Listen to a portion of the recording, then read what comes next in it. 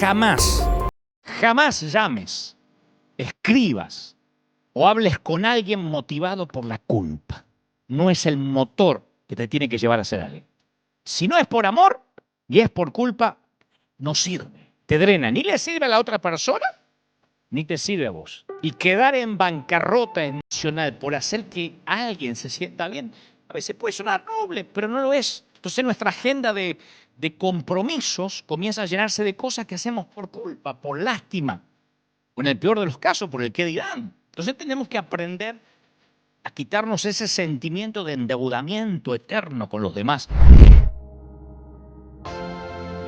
Hace algunos años, mi hermano llevó a mi casa de la infancia uno de los primeros grabadores de la época. Era toda una novedad, incluyendo el mundo fascinante de los cassettes, darlos vuelta, ver que no se enrede la cinta. Y nos pasamos horas grabando, rebobinando, grabando, escuchando, rebobinando otra vez. Y recuerdo que en ese entonces, con mis 10 años de edad, me planteé una de las observaciones más profundas de mi existencia. El problema de la vida, le dije a mi madre, es que no tiene un botón de rebobinado. No se puede retroceder. La vida siempre se juega hacia adelante, nunca retrocede. Una vez que se hace una movida, no hay retorno. Y cada día, cada segundo, conlleva su propia irrevocabilidad. Y digo siempre que el tiempo es nuestro único e indiscutible recurso, que no es renovable. ¿A dónde se fue el tiempo?, preguntamos cuando percibimos que hemos pasado años de manera equivocada o viviendo, en su defecto, de manera errática. Y la respuesta, por supuesto, es que el tiempo se fue al mismo lugar que siempre se fue. Al final de cada día, una casilla más del calendario pasa de la columna del futuro a la columna del pasado, de posibilidad a historia. Y todos los momentos pueden recordarse, celebrarse o lamentarse, pero nunca se pueden recuperar. La vida es uno de esos juegos en los cuales uno solo puede avanzar. Y el significado de la vida es que un día la vida se va a terminar, como hablábamos el domingo pasado. Nunca descubriremos cómo debiéramos vivir la vida a menos que entendamos plenamente el significado del hecho de que algún día va a terminar. Hace un tiempo leí un artículo que llevaba un título que se me pegó, que decía: ¿concuerdan tus compromisos con tus convicciones? Porque las convicciones tienen que ver con nuestro propósito en la vida, ¿no? Con nuestro llamado original. Y los compromisos son acciones o decisiones hechas en el pasado que nos lleva o que nos ligan a una acción futura. Entonces estos compromisos determinan la forma de nuestra vida. Por ejemplo, graduarse en la secundaria, elegir una universidad, una carrera, casarse, cambiar de trabajo. Todos implican compromisos que son dramáticos, son radicales. Y una ventaja de estos compromisos importantes es que resultan fáciles de reconocer. Pero no siempre pensamos en los costos ocultos de estas decisiones.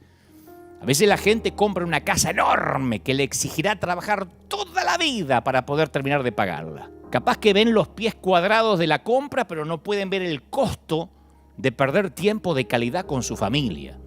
Y para cuando terminen de pagar la casa, los hijos ya emigraron, volaron, se fueron y se quedan con un cascarón vacío para dos viejos solos que no se mueven de la salita frente al televisor y les sobra el resto de la casa. Pero la mayoría de los compromisos a los cuales nos vinculamos suelen ser rutinarios. Tal vez no son tan dramáticos como comprar una casa. Y los compromisos rutinarios pueden parecer triviales, pero no podemos tampoco subestimar el poder que tienen en nuestras vidas.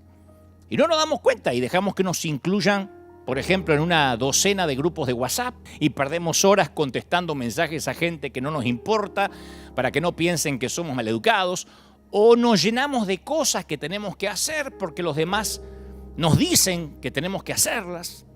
Nos llama nuestra madre y nos dicen: ¿te acordaste, no, que hoy es el cumpleaños de tu sobrinito, el Caín Jaimito, no?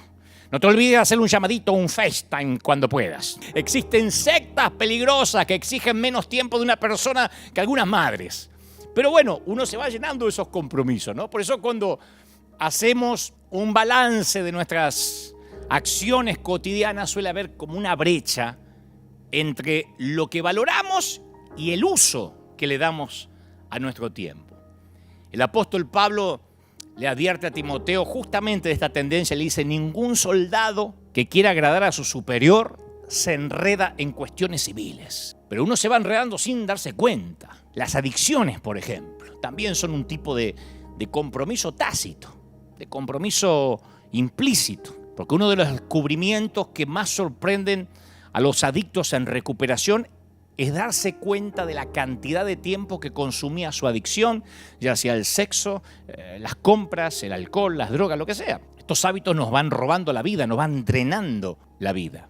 Y los compromisos reciben la mayor parte de nuestra atención, pero son los que nos van gastando la vida, insisto. Pero como son tantos y como se presentan a diario e individualmente se ven tan nimios, tan pequeños, no percibimos la brecha que empieza a crecer entre lo que decimos que más nos importa y lo que en realidad estamos haciendo con nuestra vida. Es decir, la brecha, insisto, entre nuestras convicciones profundas y los miles de compromisos que nada tienen que ver con esas convicciones que decimos tener. Entonces un día en la vida nos vamos dando cuenta que la vida se nos va pasando y nos vamos llenando de cosas que no queremos hacer, pero que todos los días las hacemos otra vez y las repetimos. Son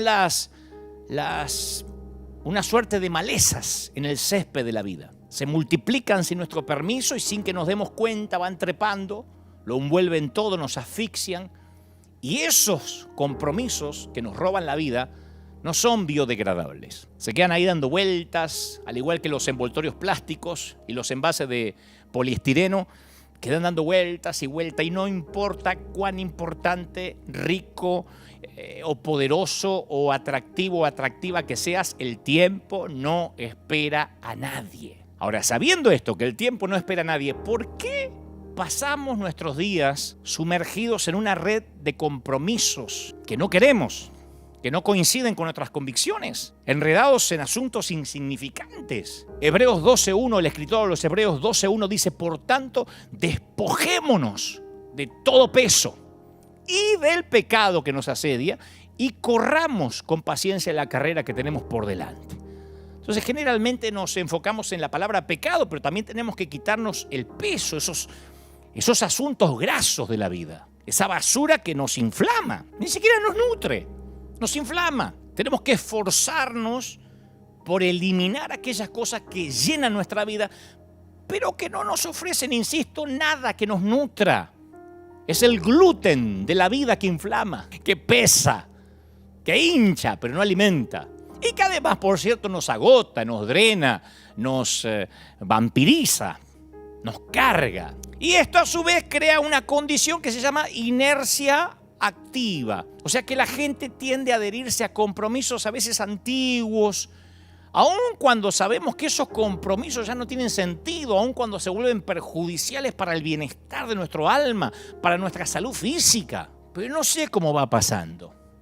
Pero entre la cuna y la tumba se nos va llenando la vida de tengo que ir y cumplir, sino que va a pensar la gente. Hay que pasar la fiesta con ellos porque siempre la pasamos con ellos, aunque no tengamos ganas de pasarla con ellos. Y como dije una vez, y a mí me gusta esta idea, por eso soy monotemático con el tema, nosotros fijamos el presupuesto emocional que vamos a invertir en nuestra vida, no los demás. Si hay gente o existe gente que nos hace sentir obligados a dar afecto, a dar atención, entonces necesitamos tomar distancia. Y grábate esto, te lo voy a decir otra vez, creo que lo voy a decir hasta que esté muy viejo, porque a mí me resolvió la vida. Es uno de los grandes axiomas, uno de los grandes proverbios que yo uso a diario. Jamás llames, escribas o hables con alguien motivado por la culpa. No es el motor que te tiene que llevar a hacer algo. Si no es por amor y es por culpa, no sirve. Te drena, ni le sirve a la otra persona, ni te sirve a vos. Y quedar en bancarrota emocional por hacer que alguien se sienta bien, a veces puede sonar noble, pero no lo es. Entonces nuestra agenda de compromisos comienza a llenarse de cosas que hacemos por culpa, por lástima, o en el peor de los casos, por el qué dirán. Entonces tenemos que aprender a quitarnos ese sentimiento de endeudamiento eterno con los demás. Como dijo una vez, esa suerte de hipotecas almáticas, que nunca terminamos aparte de pagar. Siempre estamos debiendo algo para alguien. Y todo eso continúa hasta que nos topamos con una crisis. Y en ese momento que viene una crisis, un infortunio, ahí encontramos tiempo para cambiar. Ahí se nos ordenan los patitos. Un padre ocupado que nunca tiene tiempo para la familia, de pronto su hijo se mete en drogas y de repente ese papá ocupado encuentra el tiempo necesario buscando clínicas de tratamiento y centros de rehabilitación. Ahora sí tiene tiempo, tiene que hacerse de tiempo. Una pareja que estaba demasiado ocupada para dedicarse tiempo a sí mismo entre ellos, de repente encuentra cantidades enormes de tiempo para abogados y eternas horas en la corte cuando el matrimonio se deshace. Un adicto al trabajo, un compulsivo del desempeño, de repente dispone de 24 horas libres al día para cuestionarse o preguntarse el significado de la vida cuando en el diagnóstico del consultorio o del laboratorio médico viene la palabrita maligno. Y un día, por supuesto, nos enfrentaremos a la crisis suprema. Nuestra vida terrenal terminará y estaremos frente a Dios. La historia de Jesús sobre el rico insensato es la historia de un hombre que se encamina directo hacia una crisis, como un marinero que está admirado de la solidez de su yate un par de metros antes de caer por las cataratas del Iguazú, las cataratas del Niágara. Si esperamos lo suficiente, la crisis va a venir. La crisis siempre viene. Por eso es mejor no esperar que vengan para replantearnos la vida que estamos viviendo. Entonces yo te hago una pregunta sincera. A esta altura ya te puedo hacer una pregunta sincera. ¿Alguna vez pensaste en dónde vas a pasar tus últimos días en esta tierra? ¿En qué lugar físico? Porque nadie sabe ni cómo va a morir, ni en dónde, pero si vamos a la estadística, lo más probable es que sea en la cama de un hospital. Así que es posible que tus horas finales las pases rodeado de aparatos, en una cama de hierro, conectado a un respirador. Y yo he estado varias veces en la línea de llegada de mucha gente. La llegada del final de la vida. Y el patrón apenas varía. Así que primero voy a contarte lo que nunca pasa en esos momentos. Te voy a contar lo que nunca, bajo ningún concepto sucede. Nunca yo he escuchado a alguien decir: Dante, ¿me podrías traer el diploma de la universidad? Yo quisiera morir abrazado a mi diploma, ¿viste? Porque fui muy feliz con el doctorado. Y quiero morir sabiendo que soy doctor. Nadie me dijo nunca: ¿me podrías traer algo de mi dinero del banco en efectivo? Te doy la tarjeta y sácame todo lo que puedas. Quiero sentir el efectivo junto a mi pecho así, mientras exhalo el último suspiro sabiendo que morí rico. Nunca. Nadie me dijo: ¿me traerías mi Tesla, mi BM, mi Mercedes? Porque quisiera que le pongas algo de cera, me lo estacionás frente así la ventana, ¿viste?, del hospital, porque pasé tantos lindos momentos en ese auto que quiero que sea lo último que vea antes de morir. Nadie me dijo: ¿me traerías el último estado financiero de mi banco? Pedí con qué saldo me estoy muriendo. Quiero leerlo, quiero estar tranquilo antes de partir. ¿Entrarías a mi Instagram y me decís cuántos likes tiene la fotito que me saqué hace unos meses comiéndome un helado? No, definitivamente esas no son las conversaciones que tienen lugar al final de la vida. ¿Vos querés saber de qué habla la gente? Y no importa si son evangélicos, católicos, musulmanes, judíos, protestantes, fundamentalistas, conservadores, testigos de Jehová. Toda la gente que está en la última estación de la vida únicamente hablan de dos cosas. Quieren saber dos cosas: si están bien o mal con sus familias, con sus hijos especialmente, y luego si están listos para encontrarse con Dios. Nadie muere ateo bajo fuego. Casi nadie dice: ¿qué me importa que me coman los gusanos? Aún el más ateo te dice: ¿harías una oración? ¿Rezarías por mí por las dudas? Como que no saben qué hay del otro lado del sol. Pero todos quieren saber si están bien con su familia, con sus hijos, y después si están bien con Dios. Son las únicas conversaciones en la cama de un hospital. ¿Qué legado voy a dejar? Esa es la pregunta recurrente. Y yo te hago esa pregunta, quiero que nos hagamos esa pregunta. Cuando miramos o cuando miremos por el espejo retrovisor de nuestra vida, ¿vamos a ver un legado que nos deje una profunda satisfacción o vamos a ver un puñado de días caóticos, llenos de cosas que no le importaban a nadie? Entonces tenemos que simplificar nuestra vida lo más posible. Solo tenemos un intento en esta vida. Señores, no se permiten ensayos y tenemos que escoger una vida con propósito. Porque nuestra última escala, nos guste o no, nuestra última escala, posiblemente no importa dónde vivas, posiblemente tu última escala sea una cama de hierro, con un colchón muy finito, bajo un techo que no es el tuyo, y cerca de otras camas similares en los cuales yacen extraños. A lo mejor, si tenés suerte, separados por un biombo, si no todos juntos. Y te doy mi palabra, que primero te preguntarás si estás bien con tu familia y si le dejaste un legado, ni siquiera una herencia, un legado a tus hijos. Y luego, una sola cosa te va a importar. Y la familia también va a pasar a segundo plano. Una sola cosa te va a importar porque a donde vas no puede ir tu familia en esta ocasión. Querrás saber si estás a cuenta con Dios para irte a casa. Vos imaginate si en tu epitafio pusieran los años que perdiste con compromisos que no querías. Te quedarías asombrado. Yo de chiquito tenía una tía que tenía a su vez un hámster, ¿no? Que mi papá nunca me dejó tener porque decía que eso era tener una rata maestrada en casa. Pero el hámster subía a una gran rueda y mientras corría la rueda se movía. Era todo lo que hacía. Yo pasaba las tardes en la casa de la tía y el hámster lo único que hacía era correr y correr en una rueda. El hámster promedio corre más de 14.000 kilómetros en esa rueda toda su vida y siempre está en la misma jaula. Y lo mismo sucede cuando aquello que llena nuestra vida no coincide con nuestras convicciones. Es una vida de carrera frenética que no llega a ningún destino. Mateo 6:33, mejor dicho, el Señor en Mateo 6:33 dijo: mas buscad primeramente el reino de Dios y su justicia, y todas estas cosas serán añadidas. Entonces el tema dominante son ¿qué? Las prioridades, otra vez. ¿Qué es lo más importante para nuestro corazón?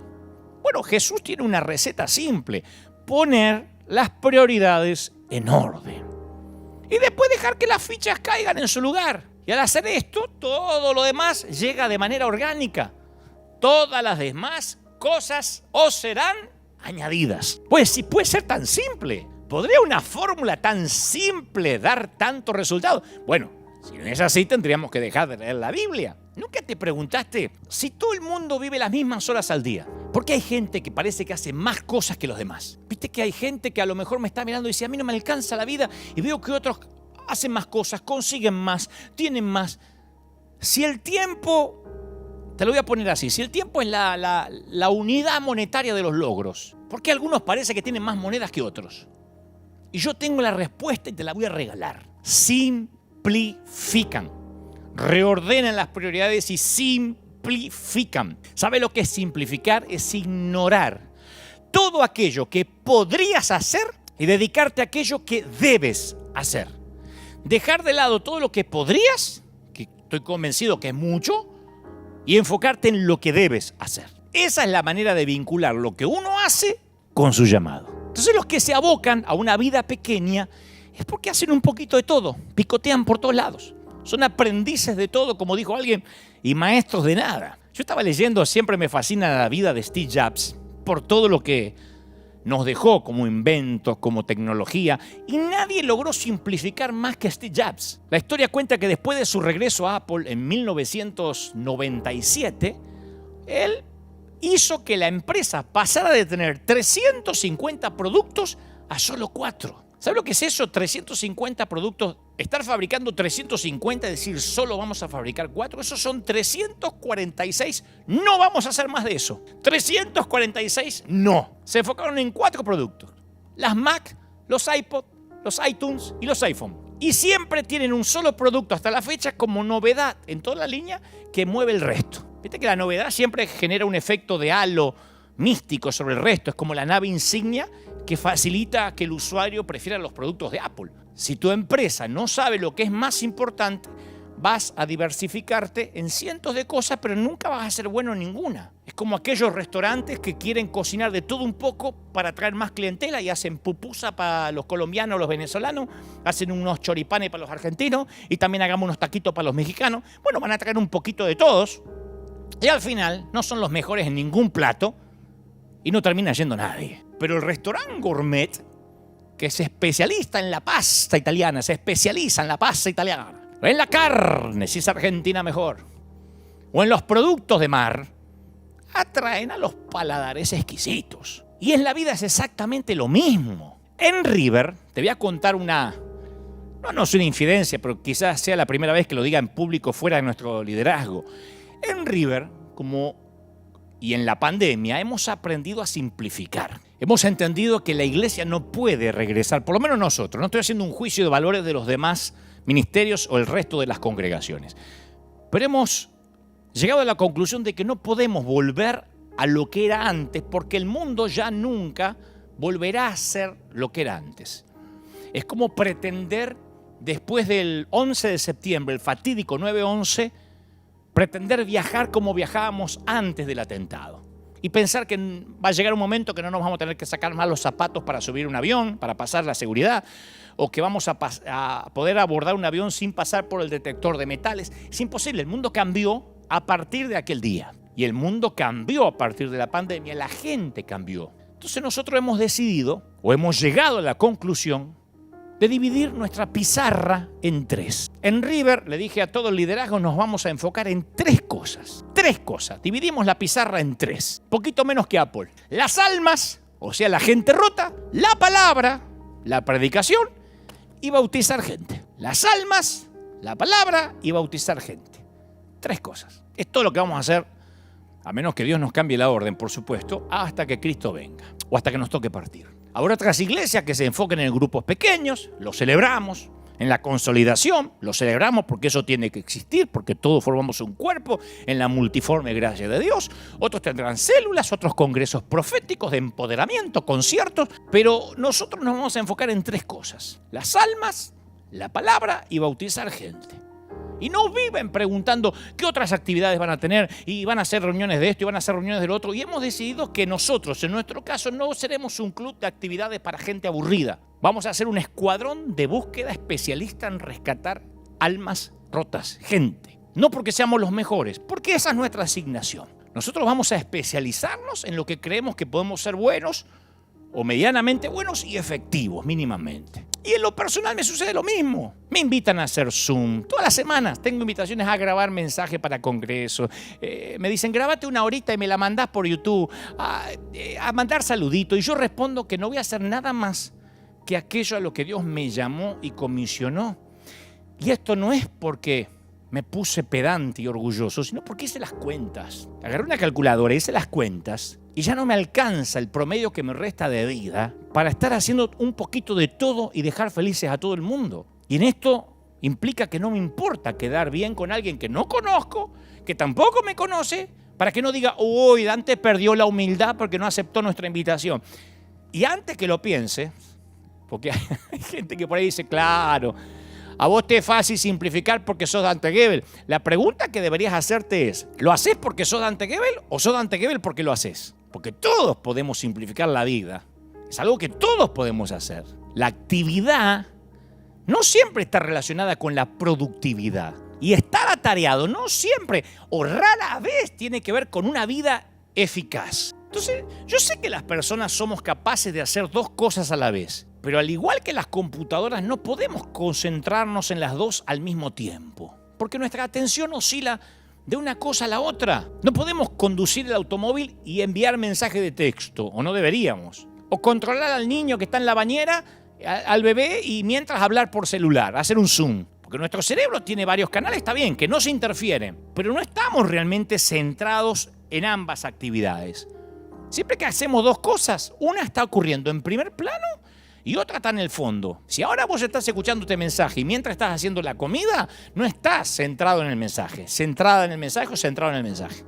No, yo puedo hacer las 2 cosas. No. Hay una que está en primer plano y una que está en segundo plano. O la comida no va a ser lo mejor o no estás prestando atención a lo que Dios te está hablando. Porque si Dios te está hablando, usando a este burro o a quien sea, y mientras estás haciendo otra cosa o testeando por el celular, es lo mismo que si te llamara el presidente a la casa de gobierno, mientras te está hablando te pones a testear. Y vos le decís, hable, presidente, yo puedo hacer varias cosas a la vez. No, estoy haciendo la lista del almacén, pero usted vaya hablando. Si tuviéramos que atravesar un precipicio en una cuerda, dejaríamos de hablar, ¿o no? Por eso cuando los hombres nos perdemos, vamos manejando y nos perdemos, lo primero que hacemos es bajar la música. Me perdí. Y lo primero que hacemos es bajar la música. Porque no sé por qué, eso habría que buscar una explicación científica.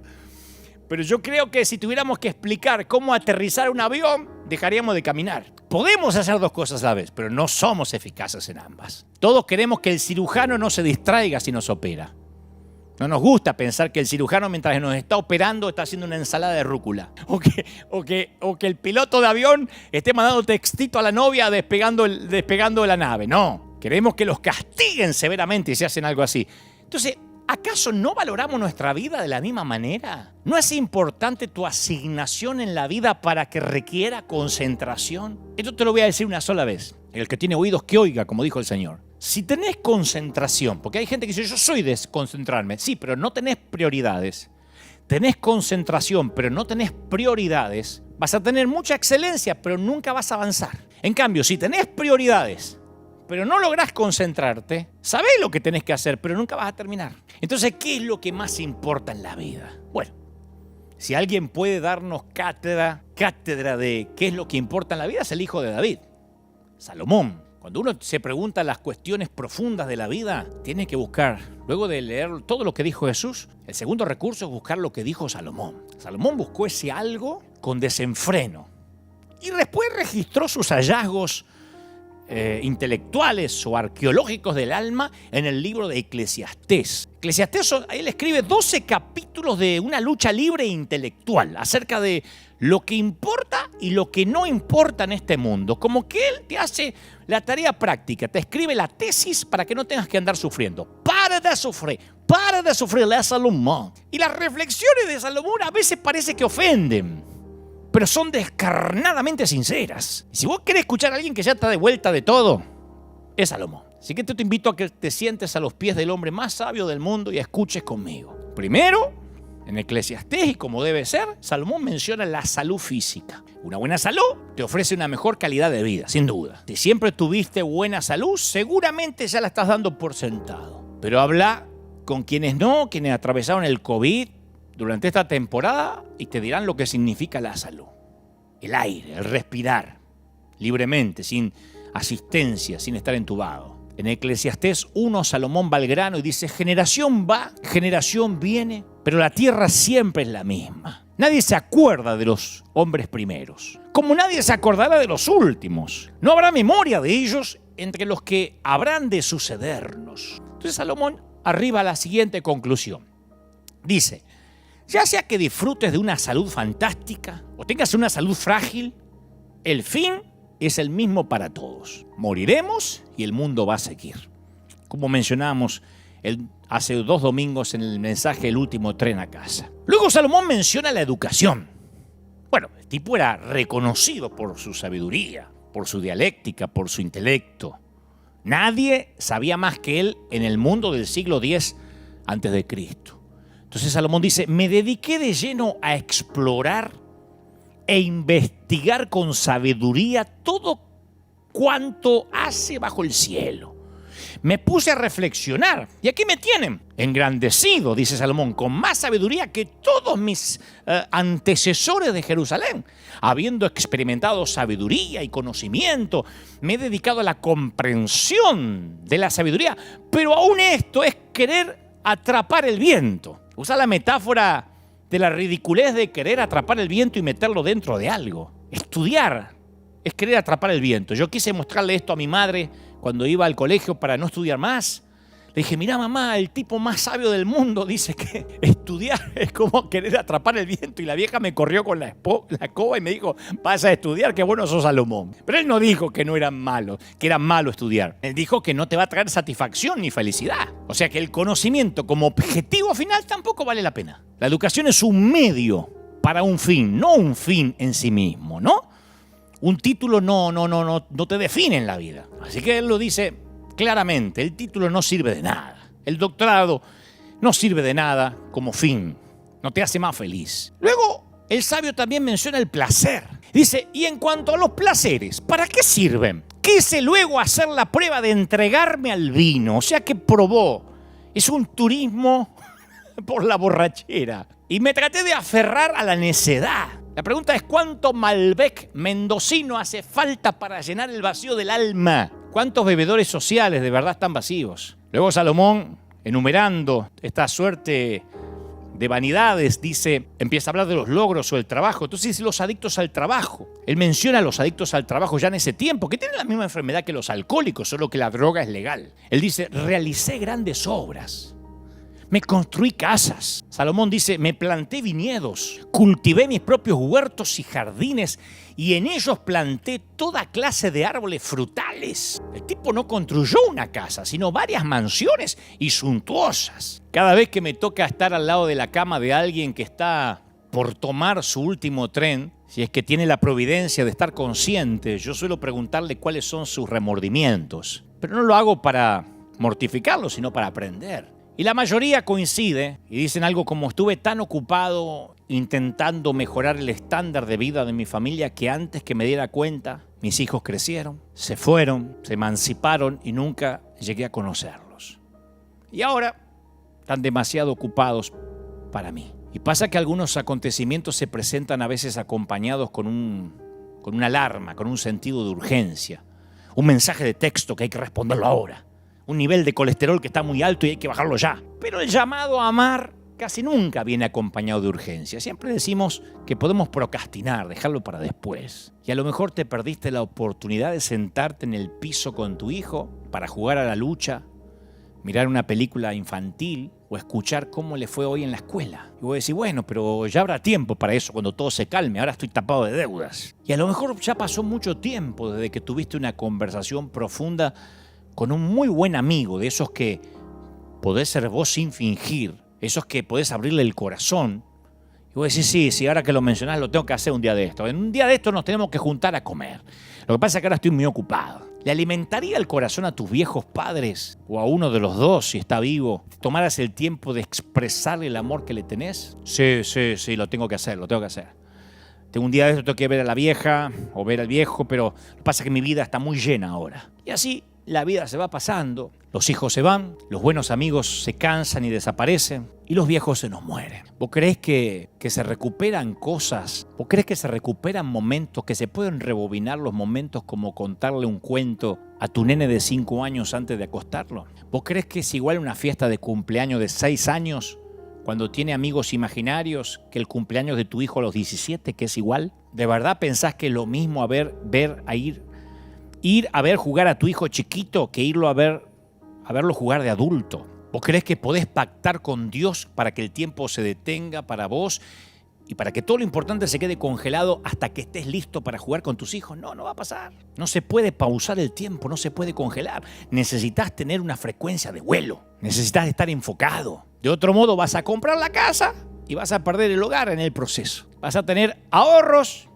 vas a tener buen crédito. ¿Para qué? Para pagar la cuota alimentaria que dictamina el juez para tus hijos. Entonces en las redes sociales está la gente que te quiere por lo que haces. En las redes está la gente, no sé si te quiere, que te pone like a lo mejor de manera hipócrita por lo que haces, lo que decís o lo que mostrás.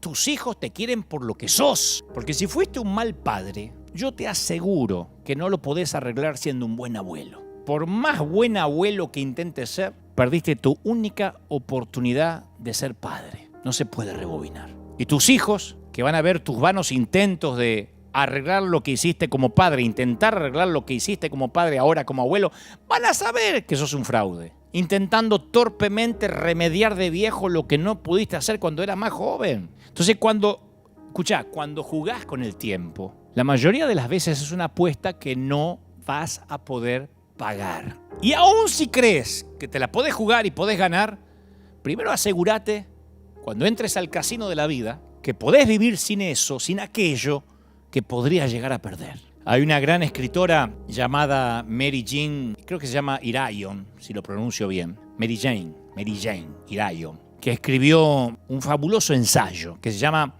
Regalo desde un secador de pelo, que es la reflexión que hace una mamá al peinar el cabello y desenredar el cabello de su hija de 7 años después de bañarla o de ayudarla a bañarla, ¿no? Y ella dice más o menos así, dice peinar y secar, y piensa, pronto ya no voy a poder hacer más esto. Y sabe la mamá que esa melenita corta y lacia inevitablemente se rendirá a peinados adultos, a teñidas horribles, sugeridas por su peluquera, que le sugerirá que se vuelva rubia. Primero va a empezar con los claritos, después la va a hacer completamente amarilla, como le pasa a la mayoría de las mujeres. Y la mamá piensa mientras seca el cabello de la nena, ¿cómo va a ser a los 14? ¿Dónde estará volando ese cabello en ese entonces? Y luego tendrá 16, 18. Y la mamá supone que a los muchachos les va a encantar ver cómo le vuela el cabello. Y algunos de esos muchachos van a sentir ese cabello en su rostro y uno de ellos se casará con ella y su cabello estará perfecto bajo el velo el día de la boda y luego su cabello estará desparramado en la almohada de él. Y la mamá piensa, detesto esa idea. Y mientras que le seca el cabello a la niña piensa, ¿dónde estará ese muchacho en este momento? Que ahora también es un niño. Y si la va a amar, y si la va a cuidar. La mamá termina concluyendo en que van a envejecer juntos. El cabello color castaño se va a volver canoso. La mamá ya no va a estar. Y luego también se irá la niña, porque esa es la vida. Y todas las lágrimas del mundo le anegan los ojitos por un segundo mientras apaga el secador de pelo a la vez que hunde su rostro en los cabellos tibios de la niña como si pudiera, no sé, congelar, sellar ese momento para que no lo afecte el tiempo, pero no puede. Señores, el tiempo no da treguas a nadie y como dije, no tiene botón de rebobinado. Podemos ver los videitos de nuestros hijos cuando eran chiquitos, recordar, reírnos 1000 veces, pero no los va a traer de regreso. Por eso sigamos con Salomón. Salomón sigue buscando el significado de la vida y obvio que también menciona la riqueza, ¿no? Porque era un hombre rico, era un hombre magnate.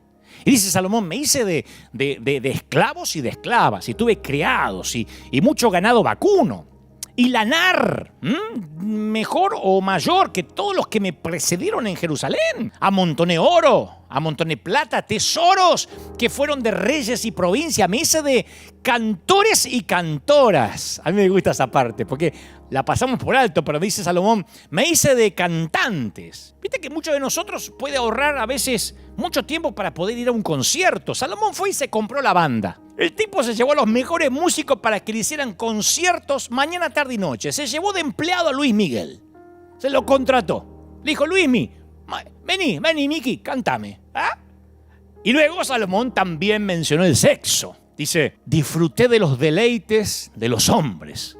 Formé mi propio harén. Ahí está en Eclesiastés. Dijo, voy a ver qué se siente tener mujeres para elegir. La Biblia registra que adquirió 700 esposas que eran princesas. 700. Y 300 concubinas. Estuvo casado con 1000 mujeres. Ahí viene el chiste fácil. Si todas las mujeres tenían madre, tuvo 1000 suegras. Pobre hombre, ¿no?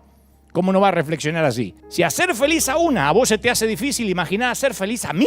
Le llevaba 3 años pasar una noche con cada una. Eso sí tenía sexo cada noche. 3 años, hasta que daba toda la vuelta. Venía la chica y dice, pero Salomón, hoy no pasa nada, en 3 años te atiendo. La Biblia menciona que todas esas mujeres hicieron que se pervirtiera su corazón. Más sexo no lo hizo feliz. Y el sabio agrega, me engrandecí en gran manera. Más que todos los que me precedieron en Jerusalén. No, para los estándares del mundo el tipo lo tenía todo. Era un rockstar. Era el Tony Stark de la época. Simpático, playboy, filántropo, multimillonario, atractivo. Casi un argentino. Nada, broma. Y dice Salomón, no le agregué a mis ojos ningún deseo. Ni a mi corazón le privé de... ¿Cómo es que dice? Le privé de placer alguno. Sino que disfruté todos mis afanes. Y solo supe que eran vanidad, afanes. Consideré todas las obras y el trabajo de mis manos y todo era absurdo. Vanidad, correr tras el viento. Ningún provecho saqué de esta vida. Lo dijo el hombre más sabio. Y querida, Salomón jugó según las reglas. Y el final de su experimento hedonista fue un fracaso. Y en mi opinión, mi humilde opinión, yo creo que la Biblia registra esta odisea, insisto, hedonista de Salomón para evitar malgastar nuestras vidas como él lo hizo. Por eso Salomón escribe sabiamente en Eclesiastés 12 estas profundas palabras con una lucidez increíble y también con cierta pizca de ironía. Salomón dice, acuérdate de tu Creador en los días de tu juventud. ¿Te acordás? Antes que lleguen los días, ¿qué? Malos. Y vengan los años en que digas, no encuentro en ellos contentamiento o placer alguno. Él nos anima a servir a nuestro Creador antes de envejecer. Y después describe, porque es increíble el libro de Eclesiastés, cómo Salomón describe toda la vejez. Él dice, un día Él usa metáforas muy superiores a lo que hubiese escrito Gabriel García Márquez, Paulo Coelho, Julio Cortázar, Jorge Luis Borges. Él usa Unamuno. Él usa unas metáforas que son muy poéticas, pero que a la vez son muy fácil de dislucidar. ¿De qué está hablando? Dice, un día temblarán los guardianes de la casa. Él está describiendo literalmente a los ancianos que tiemblan cuando caminan. Y dice, y se encorvarán los hombres de la batalla. Cuando las espaldas se encorvan y así caminamos sin darnos cuenta y bajamos los hombros. Sigue agregando la decrepitud de la vejez. Dice, se detendrán las molenderas por ser tan pocas. Las molenderas. En Argentina le decimos el comedor. Está describiendo aquí las molenderas. Dice, se van a detener porque son poquitas. Aquí describe la pérdida de los dientes a medida que pasan los años. O sea que va a llegar tu momento en que tu esposa va a decir, me voy a lavar los dientes, viejo. Y vos le vas a decir, ya que va, lavame los míos. Y agrega Salomón, y se apagarán los que miran a través de las ventanas. Que esos son los ojos de los ancianos, ¿viste? Para ahí vamos todos. Que se empiezan a apagar con cataratas, con astigmatismo, con presbicia. U otras enfermedades que vienen con la vejez. Luego dice, se irán cerrando las puertas de la calle, irá disminuyendo el ruido del molino. Ahí empieza a hablar Salomón de la pérdida de la audición. Las aves elevarán su canto, dice el sabio, pero apagados se oirán sus trinos. Fíjate vos qué poesía para decir te estás quedando sordo. Viste que los ancianos se levantan temprano, y mi papá decía el cohete pero temprano, porque duermen poco. Pero el sentido del oído empieza a disminuir. Y finalmente hay una perla escondida ahí en la sabiduría salomónica, una perla que pocos ven, pero quienes leemos finito y con ojos nuevos descubrimos con estupor. Dice, y no servirá de nada la alcaparra. Lo que viene hablando Salomón, ¿qué tiene que ver la alcaparra? ¿Por qué Salomón está hablando de un alimento? ¿Por qué está hablando de un vegetal? Si viene hablando de tantas cosas que tienen que ver con la vejez, claro, la alcaparra se utilizaba como afrodisíaco. Era el Viagra de la época. En otras palabras, no esperes envejecer para enfocar la vida. Comienza a servirlo mucho antes de que tu salud mejore o que tengas poca energía. Dale a Dios todo en la flor de la vida, no al final de ella. Dale tu cenit, no las obras. Porque si vas a enfocarte cuando las alcaparras pierdan la efectividad, es porque va demasiado lento. Si te vas a pensar en qué vas a hacer con tu vida cuando las alcaparras no produzcan ningún efecto, estás en el horno. Y por cierto, Salomón termina su experimento con una conclusión sin pelos en la lengua, como era de esperarse. Él dice, al cerrar la tesis, ¿no? El fin de este asunto es que ya se ha escuchado todo. Así que teme a Dios y cumple sus mandamientos, porque eso es todo y lo único para el hombre. Y de eso se trata la vida. Eso es lo único que llena el vacío de nuestro alma. Tenemos que hacer lo que tengamos que hacer para simplificar lo más posible nuestra vida, aprovechar el hoy, que es lo único que tenemos. Dios sabía que su creación necesitaba nuevos comienzos, entonces al conocer nuestras necesidades, dividió nuestro tiempo de vida en segmentos de tiempo de 24 horas. Oportunidades para comenzar de nuevo todos los días, de volver a empezar. Lamentaciones 3:22 dice, nos recuerda sobre el nuevo comienzo. Dice, cada mañana se renuevan sus bondades.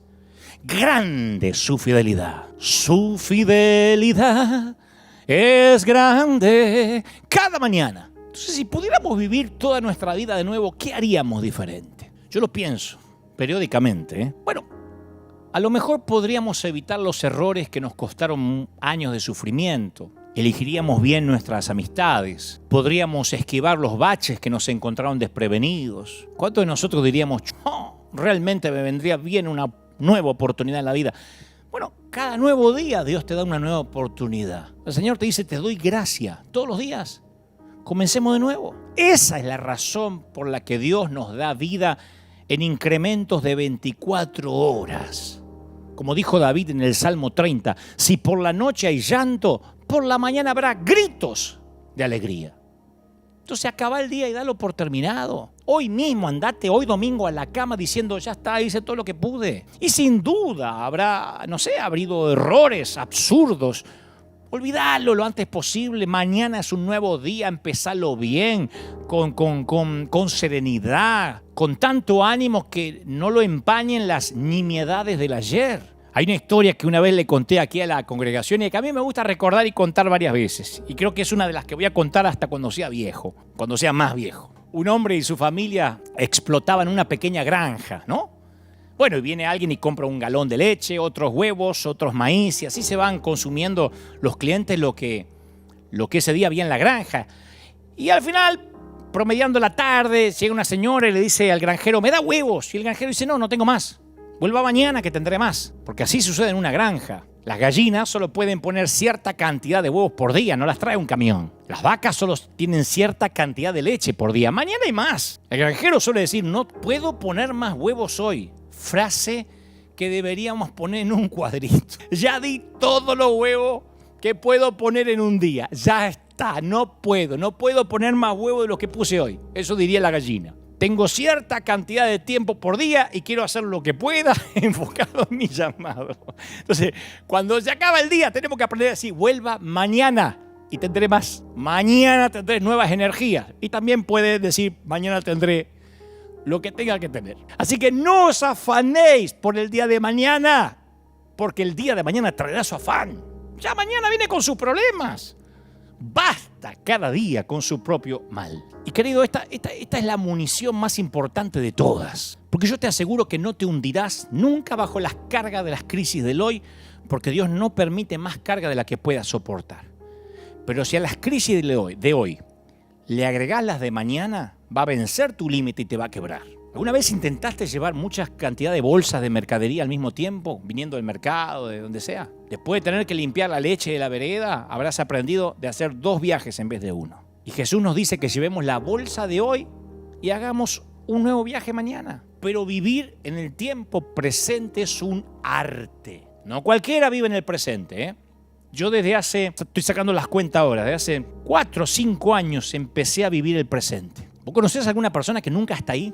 Porque sus ojos siempre están concentrados en lo que va a hacer, en lo próximo, y vos le decís, ¡ay, qué lindo, qué visionario! Sí, pero si no vive el hoy, ¿de qué le sirve el vivir el mañana? Yo fui un bobo, un torpe, que me perdí mis propios eventos. Hoy pongo los videos de los superclásicos en el estadio River. 3 veces fuimos al estadio River de Buenos Aires. Boca, no sé, el Obelisco, el Estadio Único, Vélez. Y todos me los perdí. Yo no estaba ahí. Voy a decir, ¿cómo no estabas ahí? Si estabas ahí, si yo fui. Sí, pero yo estaba pensando a dónde me iba a llevar eso, que era lo próximo. Y me perdí disfrutar el momento. ¿Vos conociste a alguien que no vive totalmente en lo que está viviendo? Jesús quiere que vivamos un día a la vez. Existe una razón por la que Dios nos ubicó dentro del momento, encerrados entre el paréntesis tanto del pasado como del futuro. En el medio estamos nosotros. Ambos están fuera de nuestros límites, el pasado y el futuro, con carteles que dicen no pasar, no pasar. El pasado está cerrado, mi viejo, y el futuro está en construcción. Pero hoy tienes lo que necesitas. Y como tus días serán tu fuerza, dice Deuteronomio 33:25. Como tus días serán tus fuerzas. Las personas me dicen, es que yo no sé cómo voy a enfrentar si me pasa algo malo.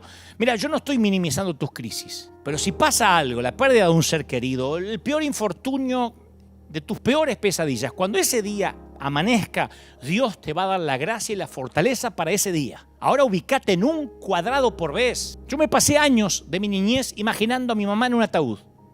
Porque mi mamá me psicopateaba, me voy a morir, me vas a matar, me vas a llevar a la tumba. Frase de las madres de antes para psicopatearte y para que te portes bien. Pero yo vivía imaginándome la muerta. Y en vez de disfrutar muchas veces a mi mamá, lloraba porque se me iba a morir y Dios me la regaló 40 años. Entonces no te quedes con los éxitos del ayer tampoco, porque viste que hay gente que también se queda cuando todo estaba bien en la vida y cuando yo, mirá, esa foto no tenía arrugas. ¡Ay!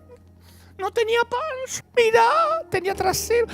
Ahí cae cuando estaba cuando los nenes eran chiquitos y no se peleaban. Pablo, uno de los hombres más exitosos, dijo, olvidando lo que queda atrás, mirando lo que está delante, el alto llamamiento de Cristo. Pablo podía haberse sentado en aquella prisión y aferrarse a un viejo libro de recorte de su memoria. Y mucho menos te quedes con el desastre de ayer. Porque una cosa es cierta respecto al ayer. Se terminó. Está fuera del alcance, no hay nada que puedas hacer. A veces grabamos videos de un partido y te enterás que lo perdimos.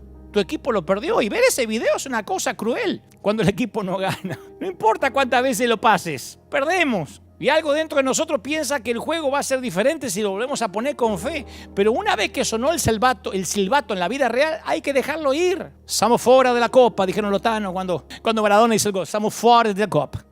Estamos fuera. Esto puede ser lo más difícil, soltarlo. A cada uno le llega su copa de aflicción en su momento. Y mi trabajo, en el llamado que tengo, es tomar las manos a las personas y caminar con ellas a través del valle de sombras. Lo he hecho un montón de veces. Mi tarea es ayudarles a caminar finalmente hacia la luz. Es lo que hago domingo tras domingo. Te ayudo a atravesar el valle. Estoy acá para decirte que el valle no es un lindo lugar para construir una casa. El valle de sombra es para pasar, no para colgar el sombrero. Y cada día extra que te quedes en esta sombra, eso es un día perdido de gozo. Lo importante es mantenernos caminando. Entonces no mires por encima de tu hombro la felicidad del ayer o la tristeza del pasado.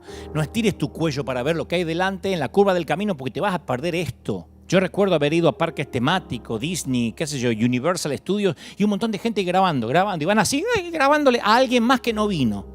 Especialmente los orientales hacen eso. Graban todo. Van así, se van chocando y van así. Graban hasta cuando van al baño. En vez de disfrutarlo, lo están grabando para alguien que no vino. Disfrutalo, macho. Entonces la vida es así, mantenete con vida y no te preocupes. Mira, el Señor me dijo que te dé este mensaje. Mi nombre es Yo Soy. Y vos decís, ¿ya sabía eso? No, porque si vivís en el pasado va a ser muy duro, porque Dios no está ahí. Él no dijo que su nombre es Yo Fui. Yo soy, no yo fui. Ajá. Y si vives en el futuro va a ser muy duro, porque su nombre no es Yo Seré. Pero si vives en el presente serás feliz porque mi nombre es Yo Soy. ¿Cuándo? Today, hoy. Entonces el mayor bien no es necesariamente tiempo, es enfoque. Una persona que viva en el hoy enfocada puede lograr más que cualquiera que a lo mejor no lograría en 4 semanas. Con enfoque, un papá puede compartir una actividad con su hijo o con su hija que va a dejar recuerdos permanentes en ese niño. El tiempo sin enfoque es perder horas de vida, es verte 24 capítulos de la temporada de no sé qué. ¿Quién mató a tu abuela? Vegetar en la misma oficina en la que pasaste gran cantidad de años no es el camino a la productividad. El paso del tiempo nos va a hacer más viejos, a todos. Pero eso no significa que nos va a hacer más fructíferos, más sabios. Y yo sé que hay algunos por ahí diciendo, bueno, pero Dios no mira el resultado. Dios va a evaluar nuestra fidelidad. ¿De verdad? ¿Qué? ¿Es fiel despilfarrar nuestras preciosas provisiones de tiempo que nos dio Dios en algo que no conduce a ninguna parte? ¿Cuánta gente se pasó 30 años en una iglesia muerta? Che, ¿recibís los mensajes? No, son aburridos. ¿Está la presencia de Dios? No, la verdad que no se siente nada. ¿Y por qué te queda? Ay, no, es que yo soy fiel, puse un ladrillo. Agarra el ladrillo y mandate a mudar. ¿De qué sirve la fidelidad si no se logra nada? Yo vi algunos que estuvieron en un trabajo o en un ministerio por años y el fruto es escaso. No hablo de cantidad numérica, hablo del fruto. Y vi a otros que en un breve lapso cultivaron huertos extensos, obtuvieron una producción saludable, cosechas abundantes. ¿Cuál es la diferencia? No es solo el tiempo, porque el tiempo pasa para todos, es el enfoque. Enfócate donde Dios te puso. Un montón de pastores jóvenes vinieron un par de veces a River y decían, Dante, ¿tenés unos minutos? Dame unos tips para que mi iglesia crezca. Número 1, ¿qué haces un domingo acá? Andate donde Dios te mandó. No, es que vine a aprender. Míralo por internet, nos encontramos en la semana. No abandones el timón. ¿Quién dejaste en la iglesia que Dios te encomendó? Lo dejé a un muchacho para que se vaya fogueando. Con ese enfoque, macho, ¿cómo vas a crecer? Yo cuando no voy a hablar de mi ministerio, ni hacer un alarde, ni un tour por mis logros, porque no los tengo. Pero lo mínimo es estar acá hace 12 años. No faltar nunca, porque si no tengo enfoque, no hay crecimiento. Aun cuando un invitado, yo estoy ahí como anfitrión, porque si no el invitado es como un reemplazo, como que yo te invito a mi casa y me diga, vení a mi casa, servite algo en la cocina, yo voy a aprovechar para pasear. Si te invito tengo que estar. Enfoque. Yo en mi juventud invertí mi energía en un montón de cosas. Y ahora tengo que medir las energías. Tengo que ver dónde, porque cada vez tengo menos. Una cuestión lógica. Tengo que ver dónde invierto mis energías y esa puede ser a veces la decisión más importante que voy a tomar en un día, porque si no soy cuidadoso y conservador, mi reserva de energía se desperdicia en actividades inútiles, en algún crítico. Y te aclaro, porque me lo preguntaron creo que ayer en las redes, te aclaro algo que aprendí con los años. Los críticos son como los pobres que Jesús menciona en la Biblia. Siempre los tendréis con vosotros. Pero no son así porque son malos, egoístas, no, porque están necesitados, son inmaduros. Lo cierto es que tu agenda no puede estar tampoco manejada por los creyentes de cristal que se ofenden con facilidad porque no le contestaste el textito, porque no le dijiste feliz día del amigo y siento en mi corazón una carga. Es nuestra responsabilidad decir cuándo es suficiente, porque las necesidades de la gente nunca se van a terminar. Si no le decís hasta dónde, te van a exprimir. Entonces vos tenés que decir ya, hasta acá, porque si no lo haces, ellos nunca lo van a hacer. Y por más que te amen, nadie va a controlar tu enfoque. Nadie va a cuidar tu salud personal. Nadie va a velar por tu salud emocional. Entonces vos vas a continuar desenfocado, desperdiciando el aceite que se te dio, sin energía, y un día, cuando termines en un hospital por un paro cardíaco, como le pasó a muchísimos ministros, o liquidado por el estrés, esos mismos hermanitos que te drenaban van a decirte con cara de borrego ungido: ay, debería descansar, pastor, tiene que cuidar el templo del espíritu. Entonces no podés basar tu vida en la expectativa ajena. Y es una pena que esa claridad llegue con la edad. Es una pena. Yo digo, ¿por qué esto lo estoy aprendiendo ahora? ¿Por qué no lo supe cuando era un pibe? Lo que me habría ahorrado. Gabriel García Márquez escribió un bellísimo poema que aparentemente en el poema sale de la mente de un títere o de una marioneta, ¿no? No me acuerdo todo, pero dice más o menos así, porque lo leí hace muchísimos años. Dice la marioneta. De la pluma de Márquez, por supuesto, del gran Gabo. Si por un instante, dice la marioneta, Dios se olvidara que soy una marioneta de trapo y me regalara un trozo de vida, aprovecharía ese tiempo lo más que pudiera. Y posiblemente no diría todo lo que pienso, pero definitivamente pensaría todo lo que digo. Le daría valor a las cosas, no por lo que valen, sino por lo que significan. Continúa la marioneta y dice algo así como: si Dios me diera un trozo de vida como a los humanos, les probaría a los hombres cuán equivocados están al pensar que dejan de enamorarse cuando envejecen, sin saber que envejecen cuando dejan de enamorarse. Y a los niños le daría alas, pero los dejaría que aprendieran a volar solos. A cada viejo le enseñaría que la muerte no llega con la vejez, nunca, sino con el olvido. Y hay un fragmento que yo puse en un libro que se llama El amor en los tiempos del Facebook. Un fragmento que siempre me gustó de este poema de Gabriel García Márquez, que dice: si supiera que estos son los últimos minutos que te voy a ver, diría te amo, y no asumiría tontamente que ya lo sabes. Sé que hay un mañana y Dios nos va a dar otra oportunidad para hacer las cosas bien. Pero por si me equivoco, y hoy es todo lo que nos queda, me gustaría decirte cuánto te amo. Y como dice Márquez en su poema, cuando somos adolescentes pensamos que podemos hacer cualquier cosa, ¿no es cierto? Y las hacemos. Después la etapa de los 20 es medio borrosa. A los 30 nos dedicamos a crear una familia, ganamos algo de dinero y nos preguntamos: ¿qué pasó con mis 20 años? A los 40 echamos panza, aparece una papada mágica, la música muy fuerte ya nos empieza a molestar, no entendemos el reggaetón, nos enteramos que una de nuestras novias de la adolescencia se convirtió en abuela y de pronto estamos en los 70, solos, con una manta tapándonos los pies, mirando el Discovery con el volumen bajo, preguntándonos por qué no nos llaman los chicos. Y si esto te resulta conocido es porque se trata de la lección de Eclesiastés. Un Salomón muy atribulado se pregunta: ¿qué provecho saca el hombre de tanto afanarse en esta vida? Yo me acuerdo que mi mamá solía ver películas, ¿viste?, de su tiempo, de la época dorada de Hollywood. Y cada vez que aparecía un actor o una actriz de su época decía siempre: ¡ay, pero qué vieja que está! ¿Pero qué le pasó a Rita Hayworth? Se vino abajo esa mujer. Yo recuerdo que la miraba a mi mamá como diciendo: ¿pero no se da cuenta que ya también envejeció? ¡Ay, qué le pasó a Robert Mitchum, que ha arruinado se ve que debe tener cáncer o fuma mucho! No, estaba envejeciendo como ella. Y hoy en día a veces me pasa que publico una foto mía y alguien me pone: che, Dante, ya no sos más el pastor de los jóvenes, estás envejeciendo. Y me dan ganas de responder: tenés razón, pero si le seguís diciendo eso a la gente no vas a tener ese privilegio. Alguien te va a matar antes. Los días pasan con lentitud, pero los años pasan velozmente. Y la vida no tiene un botón de rebobinado. No lo tiene.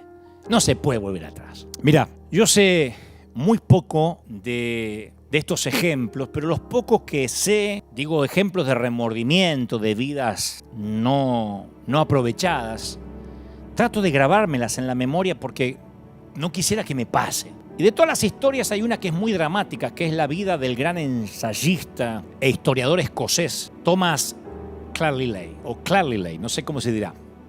Siempre tengo problemas con los apellidos y menos con estos que son difíciles. Pero es un autor que yo he leído, escribía con elocuencia, ¿no? Thomas siempre fue esos autores que escribían de manera apasionante, que uno se mete en sus libros y no puede dejarlo hasta el último capítulo. El escritor se había casado con su secretaria, Jane Welch, sumamente inteligente, atractiva, que siguió sirviendo de su secretaria después de su matrimonio, seguía ayudándolo. Bueno, un tiempo después de casarse, Jane se enfermó y Thomas era profundamente dedicado a su trabajo y al parecer no se dio mucha cuenta de la mala salud de su esposa, la mujer de su vida. Estaba absorto en lo que hacía y permitió que ella siguiera ayudándolo, trabajando. Pero la dama tenía cáncer. Y con el tiempo, la metástasis avanzó y quedó postrada en la cama. Y aunque Thomas la amaba de verdad, se dio cuenta de que no tenía mucho tiempo para dedicarle a ella, ni podía prestarle mucha atención. Le puso sí una enfermera, pero él seguía trabajando.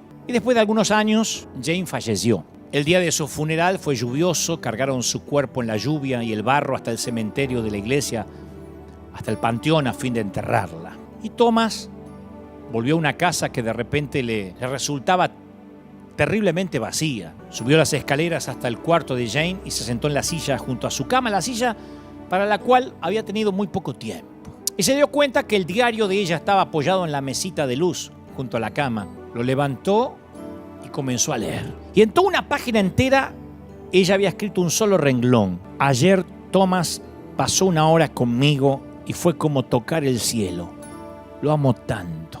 Y por algún motivo había estado demasiado ciego para ver una realidad que ahora se revelaba con una claridad, insisto, aplastante. Había estado demasiado ocupado para darse cuenta de cuánto significaba él para Jane. Entonces pensó en todas las veces que había estado absorto por su trabajo y sencillamente no la notó a ella. No vio su sufrimiento, no percibió su amor. Tomás dio vuelta a la página del diario de Jane y leyó las palabras que le destrozarían el corazón y que no iba a olvidar nunca. Decía: hoy estuve atenta todo el día desde mi cama a escuchar el ruido de la puerta de casa, pero ya es muy tarde y supongo que hoy Thomas otra vez no vendrá a cenar. Leyó un poquito más y luego lo apoyó nuevamente en la mesa y salió corriendo de la casa. Unos amigos encontraron a Thomas de vuelta en el cementerio, en el panteón de la iglesia, arrodillado en la tierra junto a su tumba, bajo la lluvia, cubierto de lodo. Tenía los ojos rojos de llanto, lágrimas que surcaban su rostro y decía una y otra vez: si solo hubiese sabido.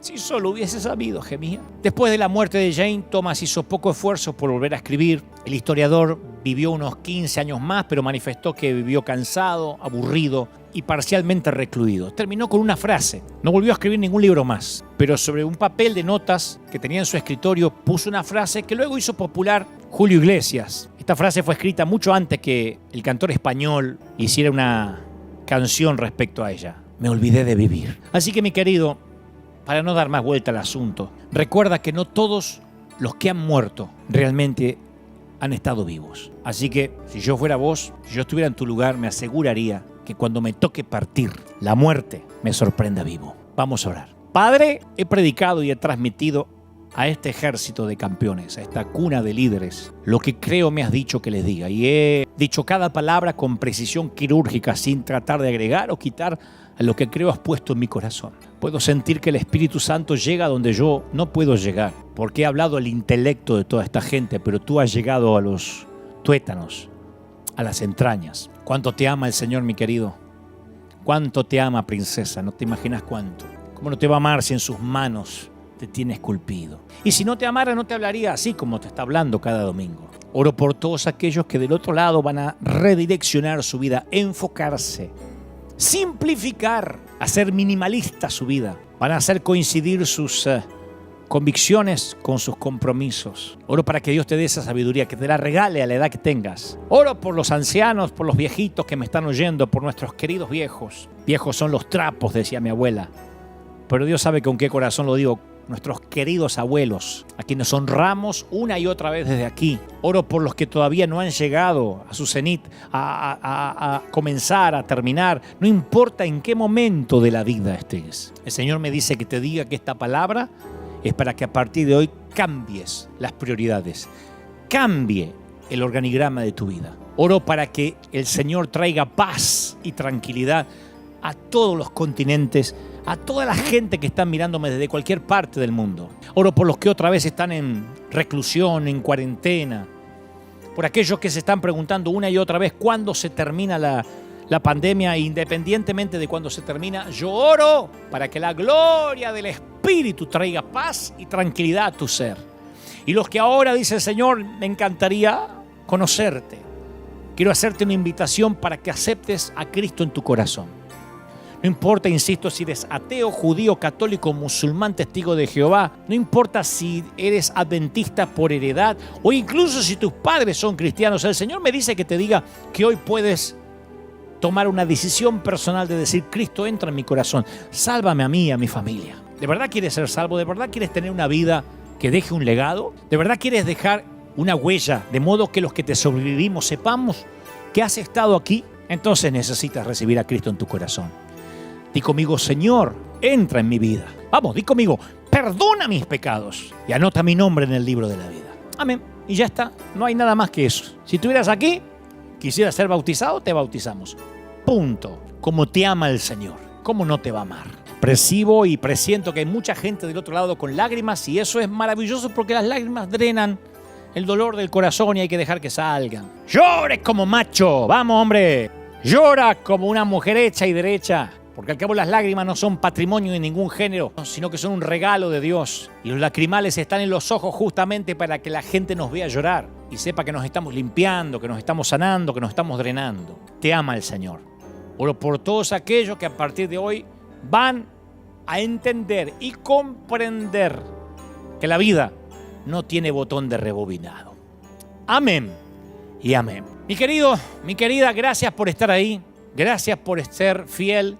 Gracias por estar orando junto con nosotros, Escuadrón de Búsqueda en Combate contra las Filas Invasoras. Gracias a todos los que del otro lado siguen orando, siguen intercediendo. Y por supuesto, gracias a toda la gente que está esperando la reapertura de River. Esto va a ser una fiesta.